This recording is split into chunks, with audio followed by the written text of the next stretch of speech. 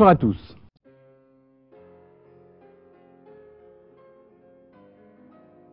Je crois qu'on peut inviter tout le monde. Enfin, non, c'est pas tout à fait vrai, parce qu'il y a des gens que j'ai refusé d'inviter. D'accord. C'était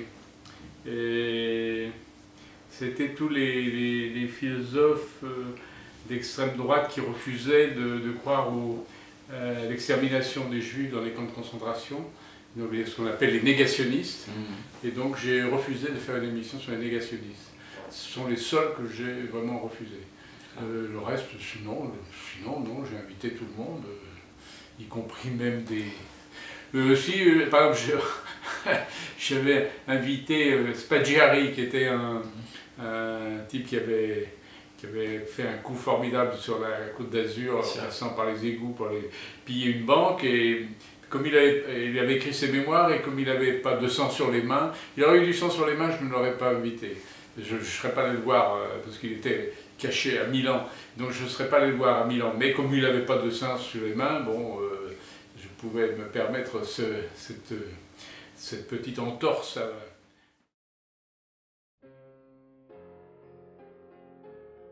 Oui, j'aurais bien aimé avoir Sioran, mais il ne voulait pas venir.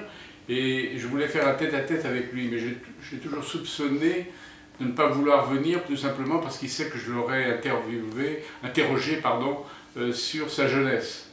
Et comme il a été une jeunesse fasciste en Roumanie, je pense qu'il voulait absolument le taire, il ne voulait pas en parler, il le cachait, silence total là-dessus. Et donc il savait que dans une conversation d'1 heure où je repassais toute la vie de l'écrivain, je la remettais en perspective, il est évident qu'il aurait été amené à parler de ça. Donc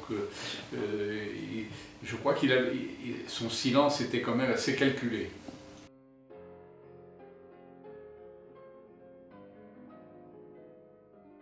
Parce que je revenais du service militaire, au progrès de Lyon, j'étais grillé parce que je m'étais engueulé avec la direction, j'y avais passé seulement 4 mois. Et puis, donc je cherchais une place de stagiaire, je suis allé au CFJ à 3 h de l'après-midi, au retour du train. On m'a dit, j'ai demandé l'équipe, on m'a dit non, on ne connaît personne à l'équipe, mais si vous voulez, Figaro militaire, on a refusé une place de stagiaire ce matin, parce qu'on n'avait personne, allez-y.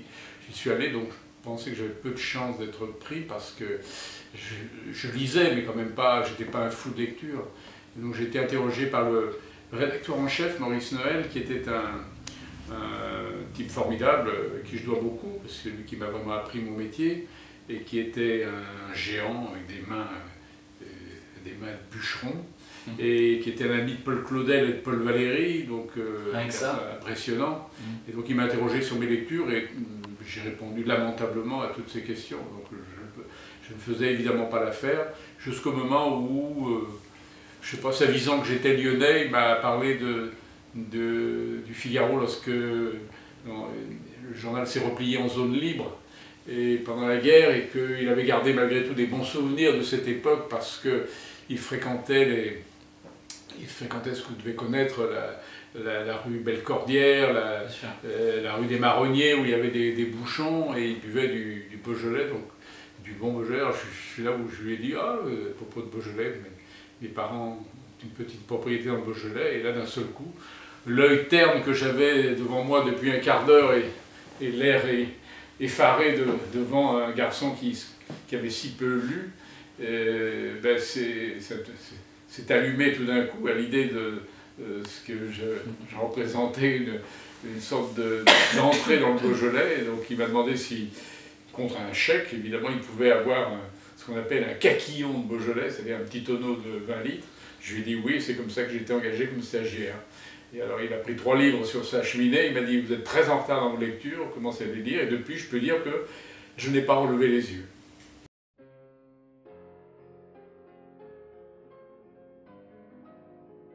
Si je défends quelque chose, c'est le Beaujolais, parce que le Beaujolais est très mal en point, la région va très mal, et on arrache beaucoup de vignes, les jeunes frichent le camp, donc si je défends quelqu'un, alors que la Bourgogne se porte plutôt bien, donc je suis, je dirais, plutôt un amateur de Bourgogne, comme je suis un dégustateur de Bordeaux ou de vin des Côtes-du-Rhône, mais si je défends un vignoble, c'est le Beaujolais, parce que tout simplement c'est le vignoble de mon enfance, c'est là où j'ai appris à goûter les vins et à les aimer, et puis parce qu'encore une fois, cette région économiquement va très très mal.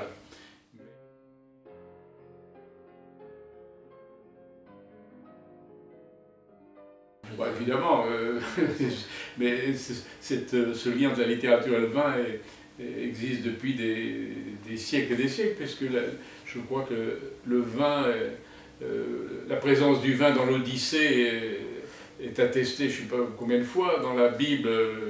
Le premier miracle de Jésus, c'est la transformation de l'eau en vin pendant les noces de Cana. Donc, on ne pouvait pas écrire une histoire du livre et de la littérature, et notamment du livre saint, soit que les livres saints refusent la consommation du vin comme le Coran, ou soit au contraire qu'ils en fassent une sorte de poésie ou de miracle, comme la religion, comme la Bible. Donc, oui, vous ne pouvez pas écrire une histoire ni de l'humanité, ni une histoire des civilisations sans parler du vin, c'est impossible.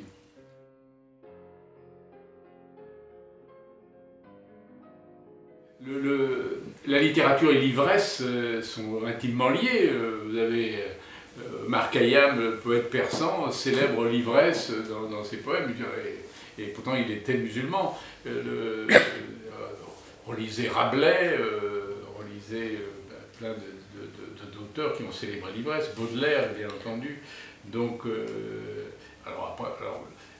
quant aux autres drogues, lisez Michaud et la mescaline, et puis, je veux dire, je ne vais pas tous les énumérer parce que d'abord je ne les connais pas tous, mais c'est vrai qu'il y a un lien très, très, très fort, pas chez tout le monde, mais notamment des poètes, entre les drogues, et les excès en toutes sortes, et la littérature, oui, bien sûr.